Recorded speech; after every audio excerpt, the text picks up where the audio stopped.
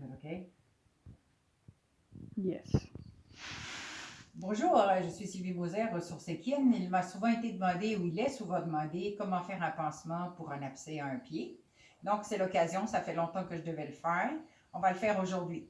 Donc, on s'entend que pour commencer, on va faire tremper le sabot dans une solution qui est une demi-tasse de sel d'Epsom pour 1 litre d'eau tiède. Idéalement, si on peut le faire tremper une 15 minutes, c'est le mieux.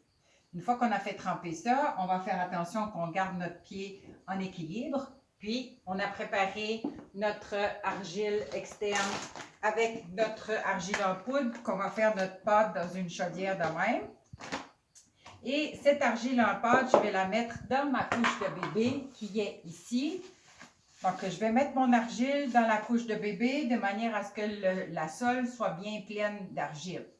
Le but, quand on fait un pansement pour un abcès du pied, c'est qu'on veut que l'abcès perce à la couronne ou au glaume. Donc, on va laisser ces parties-là dégagées, d'où l'importance de notre utilité de la couche également.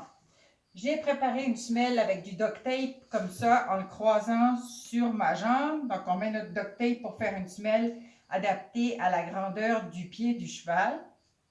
Donc là, je vais vous faire la démonstration donc comment faire votre pansement sur le sabot lui-même.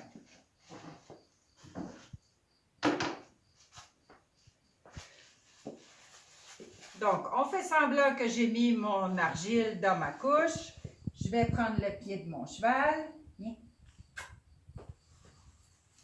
Je lui mets la couche autour du sabot. De même. Et je vais utiliser les petites attaches pour faire en sorte que ça vienne s'attacher correctement autour du pied. Ensuite, et voilà, de cette manière-là, ça ne compresse pas les glaumes et la couronne, comme je vous disais. Je prends mon vêt-trappe que je vais utiliser pour mettre sur la partie cornée du sabot uniquement. Toujours pour justement pas compresser.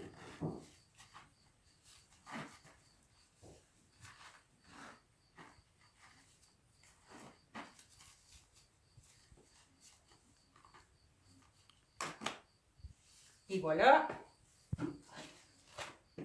Et je mets ma semelle de duct tape par là-dessus comme ça. De cette manière-là, mon cheval pourra marcher à terre dans son box. Et voilà. C'est sûr que je peux en rajouter peut-être un peu ici. Les premières fois, ça ne va pas être très esthétique, mais vous allez vous améliorer avec le temps. Bien sûr que si vous avez un cheval qui a un abcès, ce que je recommande dans mes cours, vous allez faire ça matin et soir pendant 3 jours maximum.